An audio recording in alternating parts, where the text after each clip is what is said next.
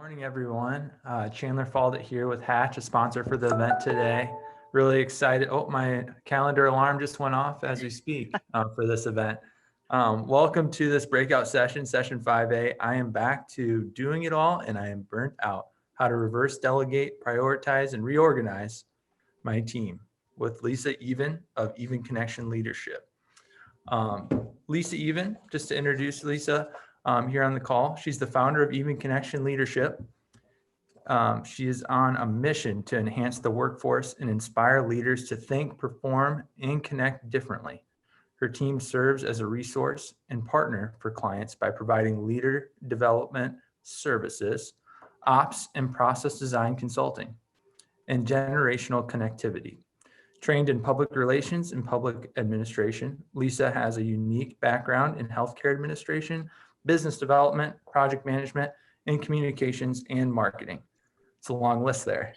She has led teams of people and portfolios of work in large and small organizations and is now lending a hand in the small business space. So today, Lisa will be giving us some good insights. And as we get going here, feel free to drop comments in the chat, any questions you have for Lisa, and we'll try our best to get those over to her as she's speaking.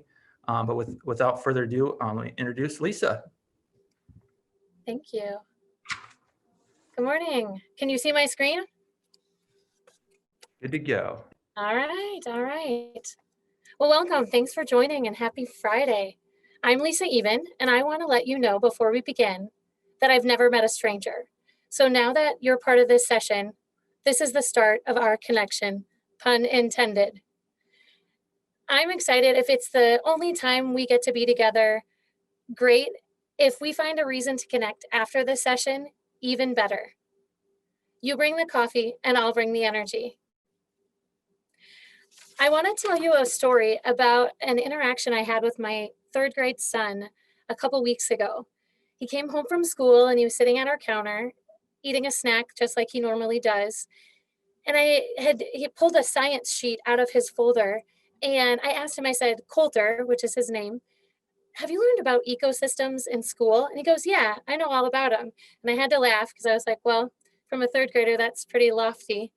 And then I said, well, tell me about them. What does that mean to you? And he said, well, I think community. He may have said a few things about cats and mice and mongooses, but for the most part, I had a proud mom moment where he was realizing the interconnectedness of our world. I told him I teach about ecosystems in my work with Even Connection Leadership. And he kind of did one of those, really? And I said, yeah, I take the planet ecosystem and I turn it on its head and I say, well, what about your work ecosystem?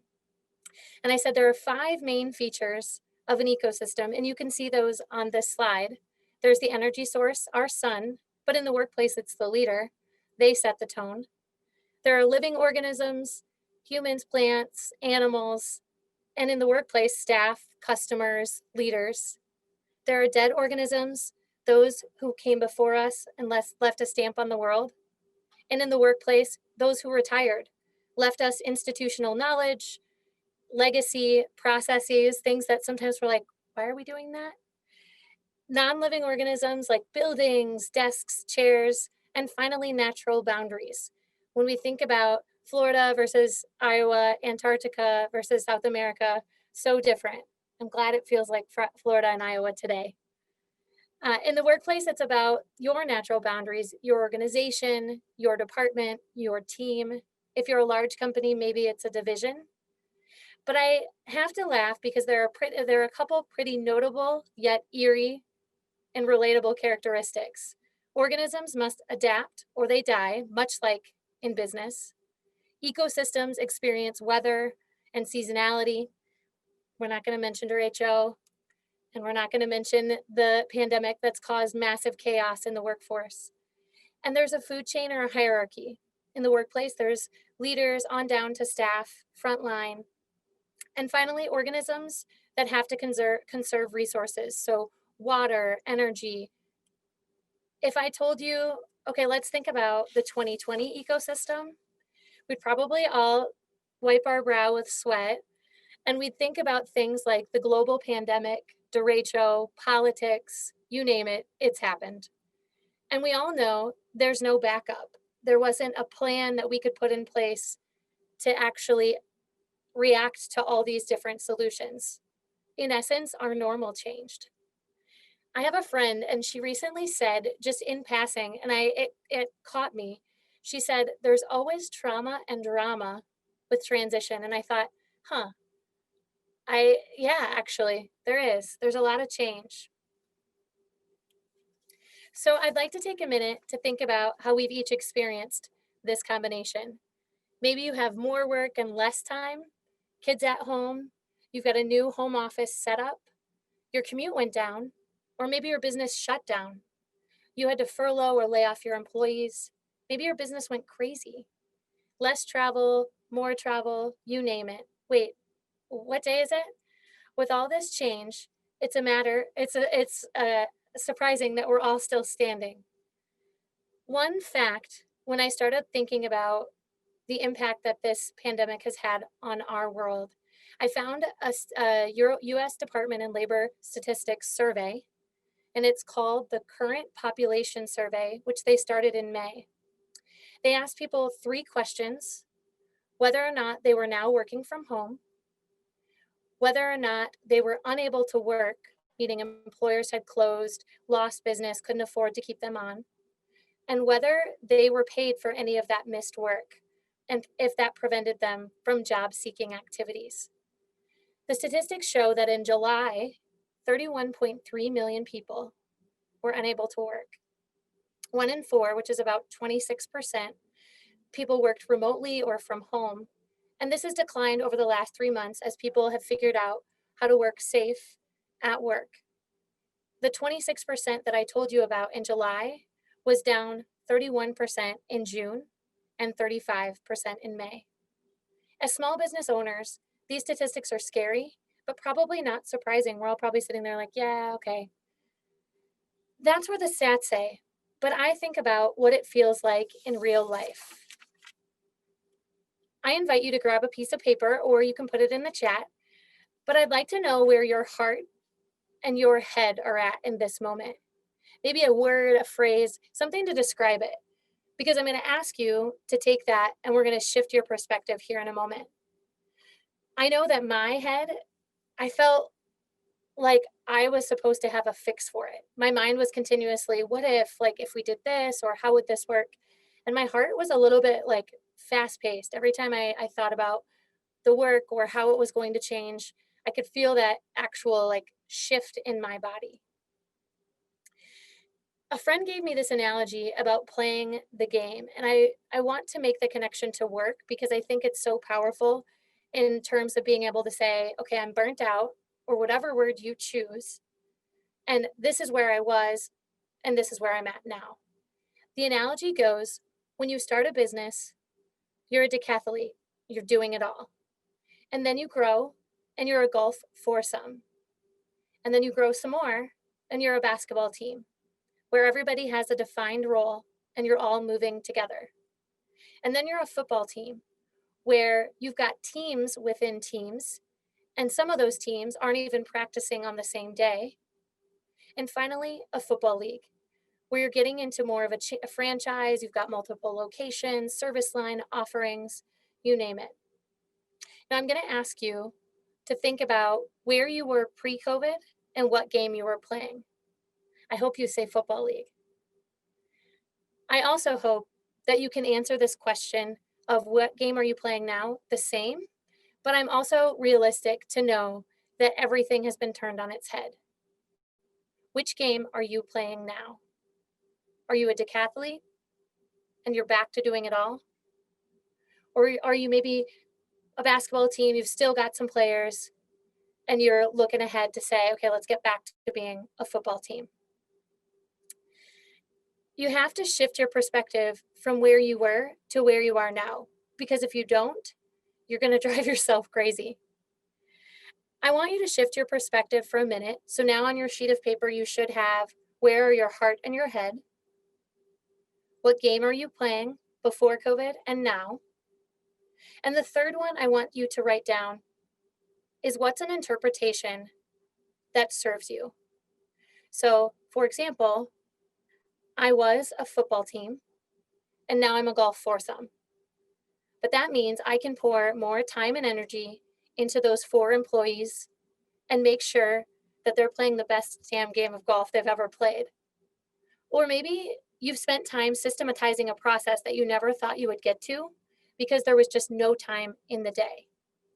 For me, it was enhancing my virtual game. Presenting, networking, pitching to organizations, and working with leaders remotely is hard. You can probably tell I'm an extreme extrovert, and being online, it's not my favorite thing. So now that you've talked or you've thought about your heart and your head, what game you were playing then and now, I want to talk a little bit about how you can play a successful game. When you think about how you've shifted your mindset to reinterpret that game, there's probably been a lot of coping along the way, and you're probably still doing some. The biggest thing and the thing that I think about most often is the pivot. So, how have you taken your products, your services, your employees, and shifted your game? We've done a lot of shoot, shoot, shoot, where you're just literally getting creative, trying new things, and collaborating and thinking differently. And I encourage you to think beyond your home court. Because if you're going to meet that uh, goal of moving from a golf foursome to a football league, you're going to have to do a lot of shooting and a lot of scoring. Now, you're probably thinking, okay, yeah, but that sounds so easy, and it's great that you've got a lot of energy to say that out loud. But think about it this way. If you don't, your ecosystem won't survive. You're going to need to do different business and do it different today or stay in that overload space. I'm going to let you in on a little secret. And oftentimes when I'm stressed, I pull this out. I have a little sheet of paper that's in my desk drawer, and there's a fallacy in the world. Well, there's many, but the one that I'm talking about today is that we must do it all and we must do it now. The thing that I've added to that quote is that we must do it well. There's going to be a lot of trial and error in moving from where you were to where you are to where you're going. An example I often give is I'll go big to small. Sometimes teams try to do what's called boiling the ocean, where the ocean is really big and really cold, and the odds of you being able to take that temperature down is probably not realistic. Another example is home renovation.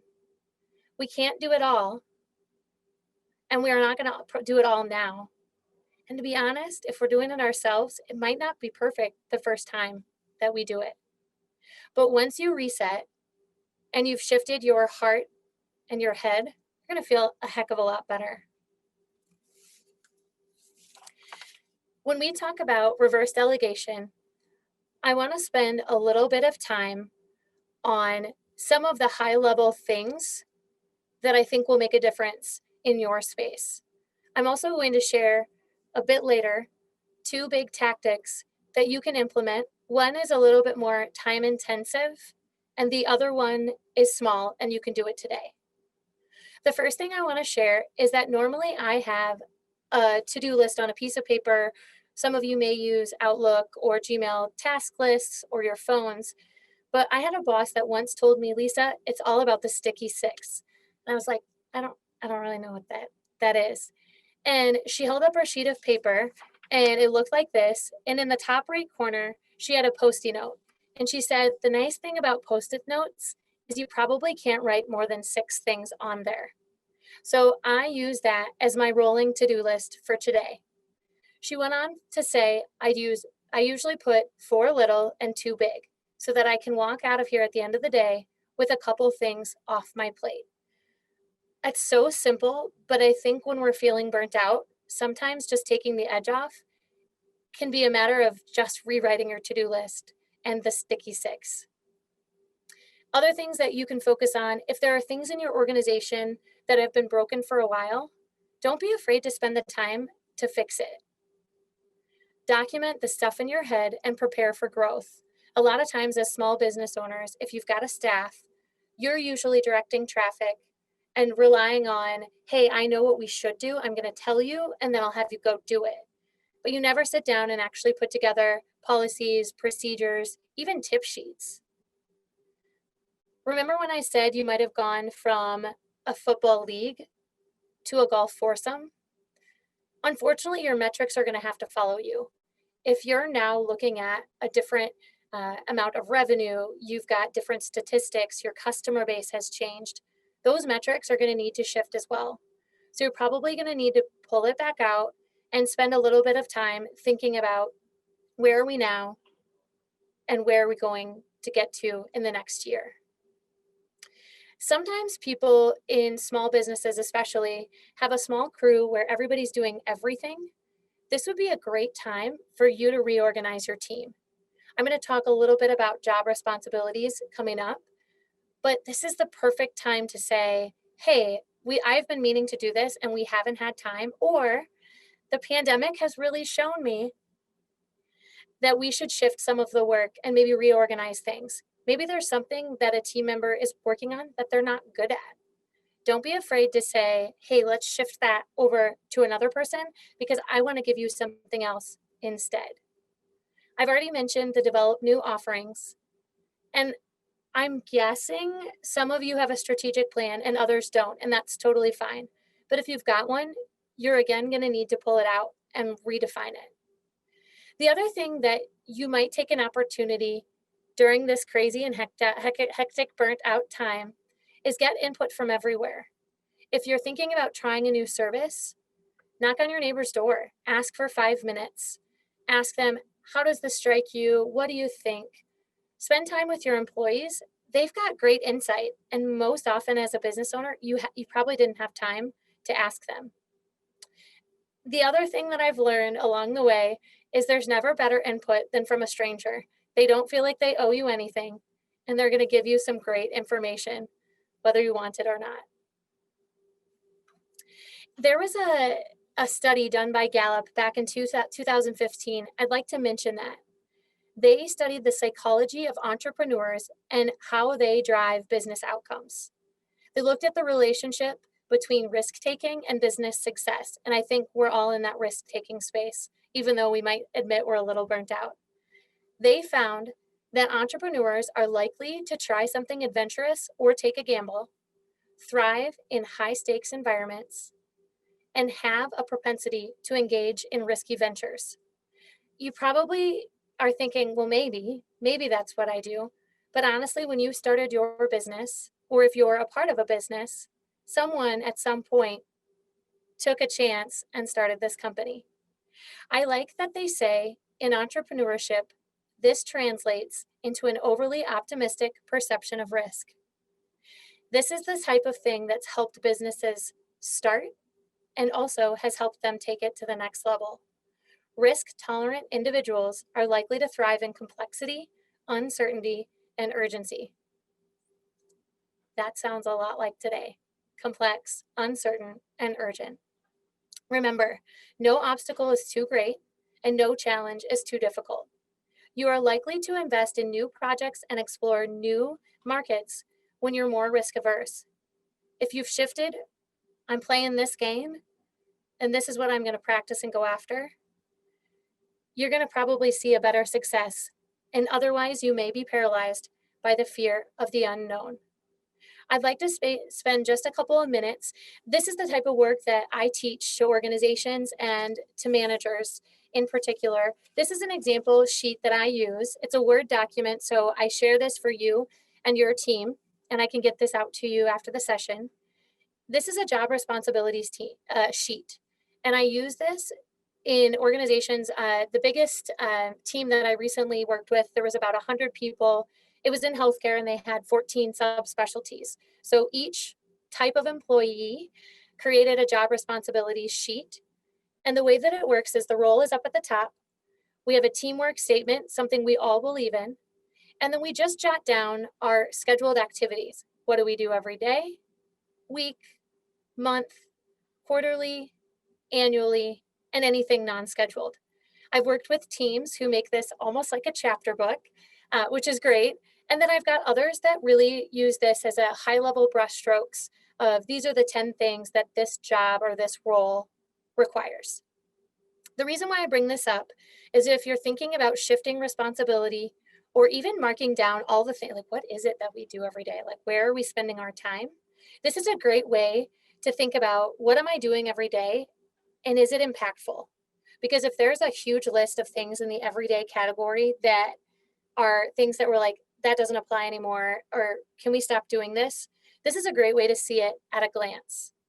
I also use these sheets for interviewing. So when someone comes and I interview them for a new job, I show them this and I say, let's say it's a front desk type of job. They're going to answer the phone nonstop. Under daily, I'm like, this is what your job is going to entail. If you don't like being on the phone, this would not be the job for you.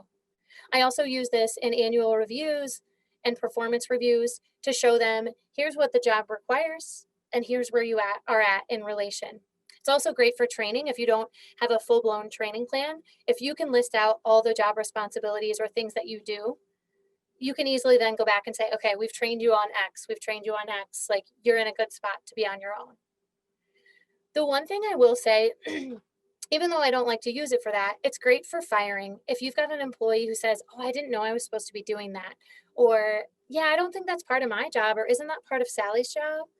This is a great way to just have it captured right when they walk in the door. Like, I'm interviewing you.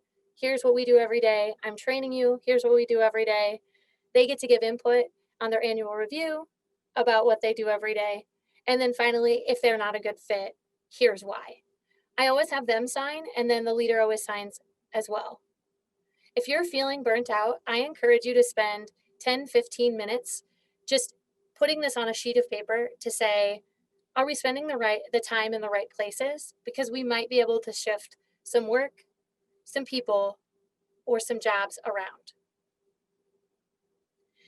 The other thing that I want to encourage you, so that was the thing that's going to take a while, right? If you've got a big team or you've got multiple departments, that's going to be a longer term solution. But tactic 2, you can walk away this afternoon and do it. Talk about your why. Go back to where it was or why you started what you started. In my case, I always tell people that my career, started at R&R Cafe in Independence, Iowa. This was my first job, and you can see on the left-hand side, that was the front, and on the right-hand side, that was the actual restaurant on the inside. I worked here. I was a waitress and a dishwasher. It seats about 40 people, but this is my first ecosystem. It's where I started to see the interconnectedness of my boss, me as an employee, the cook, the customer. It's where I learned customer service, and it's where I fell in love with people. It's probably why I named my company what I did. The reason why I tell you this is if you've got social media, go out and share your why story today. Your customers want something other than politics. They want something good in the world, and they want a little bit of hope. If you want help crafting that story, I can send you a couple different resources and some things to read, but I'd also be willing to spend just a bit of time talking through that with you. It's your turn. You now know what game you're playing and what game you were playing. Thinking about your heart and your head and where you're at, and implementing some of those solutions like the sticky 6, job responsibilities, posting your why, and shifting your perspective and coping with it is so important.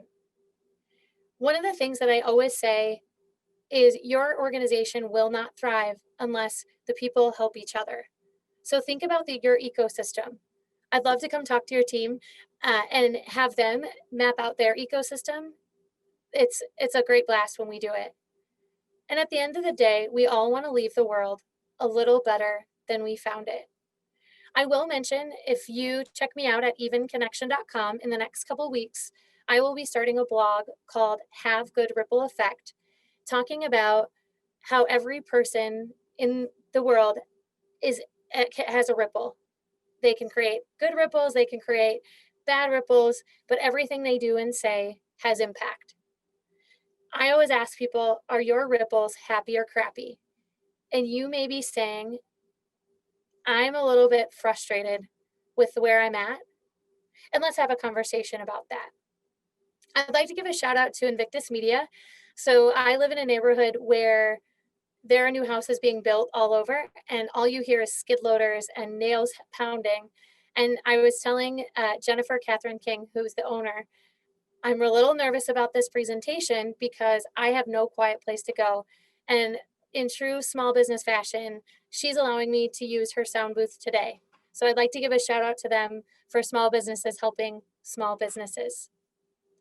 The last thing that I'll say is my personal mission statement is to bring joy to leaders. And specifically, I have a passion for middle managers, those people that are smushed on from above and smushed on from below.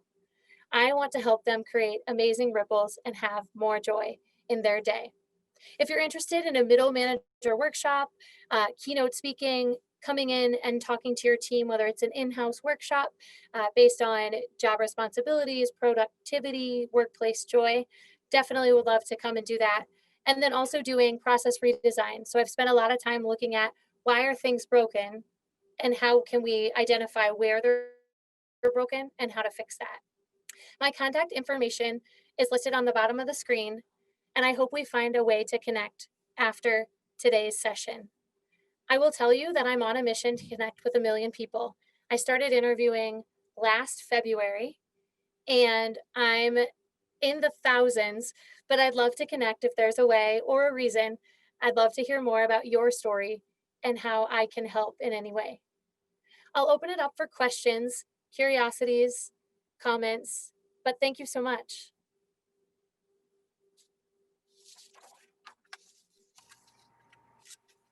That was great. Thank you. Please do share questions in the chat or just share some of your reactions from this really fun and energizing content that Lisa has shared. Yeah, I love, I feel like in Iowa, everyone's just hardwired to help.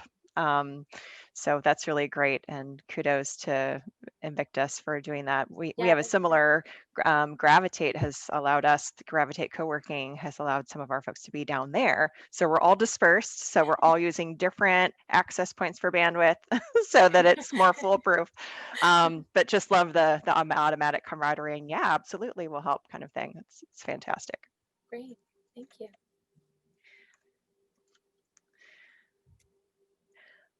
Well, as we wait for folks to chime in, there we go. Thank you, Vivian. Let's start with this one. I'll save mine for later. Let's see, I've struggled with at times giving people the to-dos versus accountability. Sometimes it feels task-based and that she's the mom to the team. How do you recommend we approach that? Yeah, absolutely. I think as leaders, we always struggle with that piece of it. My biggest thing is if I'm going to give someone a to do, or maybe they're working on a project, I ask a lot more questions than giving them the answers. So if the task is, hey, I want to develop a new process or a new product, I often ask them, hey, tell me a little bit about what should go into that. And I can usually get a good sense of if I'm going to have to be a mom in that instance, or if they actually know, okay, these are the parts and pieces. I also use the words by when often. So I always tell my teams, we're going to talk by when constantly. So if I give them a task, I'm asking them, okay, tell me what you think goes into this. What should go into it? Now, most of the time, I already know the answer to the problem, but I want to make sure A, they're feeling confident if they're not talking about it in a way that's like, oh, I know what I'm doing. That's red flag that I'm going to have to babysit them down the train. And then also by when. And I usually say, okay, by when would this make sense? If they're way off base, I have no problem saying, I think that's a good by when, but I'm going to challenge you to get it done by this day. I also ask them often, what would be the best way for them to give me a status update? And it might surprise you. Sometimes they're like, hey, if we could steal 15 minutes, like a week from now, I've almost given them the like, hey, this is when I should check in with them, but they got to pick the when, which sounds really backwards, but people love to give input. And so if you can help them kind of like, what does the picture look like? What are we trying to accomplish? Do you know what you have to do? Like, when should I check in? They're a lot more in it to win it. They own it a lot more. But I would agree. Sometimes it's like, I'm flying so fast, I don't even have time. So that's a great question. I see a question or a comment and question from Mia about older generations and transitioning out of their roles and the things that they wish they known when they were starting out. And it's interesting. So one of the pieces that I'm really passionate about is generational connectivity, the old and the young being in the workplace together. And I will say it's really fascinating to watch the older folks either feel stressed or feel like this is a great thing to have younger people in the workforce. The main thing that I notice is that older folks are really, really passionate about been there, done that. So they want to share that knowledge. And I'm usually coaching my younger person just because my older person, their behavior is probably not going to change if they're significantly, if they're older, to ask them, hey, what have you done in the past and what worked and why? And that's some really great coaching that you can give to your team. And the other thing is really the main thing that I hear people saying about what they wish they would have known is that it's going to go so fast. They always say life's made up of long days and short years. And I think being intentional about the work and getting people plugged into the right places is just super important for business leaders. Thank you. Yeah, absolutely. What other questions do you have, folks? Do you think we underestimate the return on investment when you take the time to have those conversations and to delegate rather than just, oh, if I want it done right, I'll do it myself? Yeah, I think it's one of those things that you don't get a quick. It's like you do it and then you're like, I don't see the result, or the next time you turn around, it's the same thing. But I will admit it takes time to retrain a human. And I always think about I have two kiddos, and I'm always like, pick up your socks. Like, pick up your socks. And I think about how many times I'm going to have to say to them until they actually do it. Spending that time doing it, they need it. It's interesting. I'll tell a quick story. My father-in-law I always tease him. He's a super executive, and he always tells this story about how young people these days don't wear tall socks under their suits. And I smile and I'm like, oh, well, did you say something? And he's like, no, I don't really have time to babysit. And I remember the day he said it was Thanksgiving about 2 years ago. And I was like, man, that's just like not a great answer.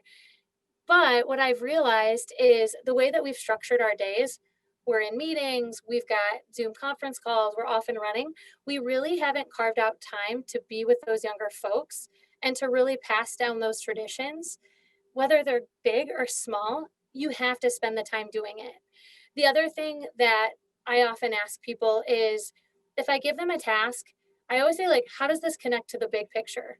And if they can't tell me, well, if I don't make this phone call, our customer doesn't know that they can pick up their product. And therefore, we lose business. And therefore, we can't keep the lights on. Helping go through that exercise fairly regularly, even in a team meeting, is really powerful because I think critical thinking, they have to be there with it.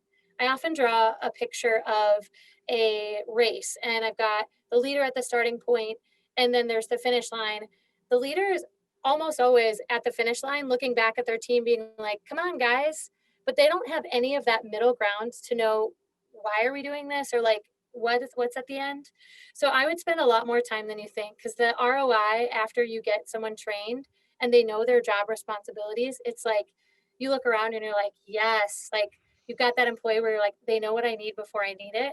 That's where you'll get to. It's just slow. That's great. Thank you. Yeah, absolutely.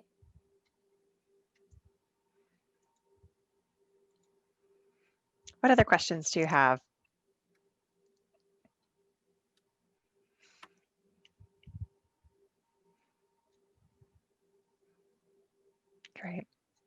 Thanks. I know I'm a fast talker, so I appreciate hopefully giving you a couple minutes back in your day.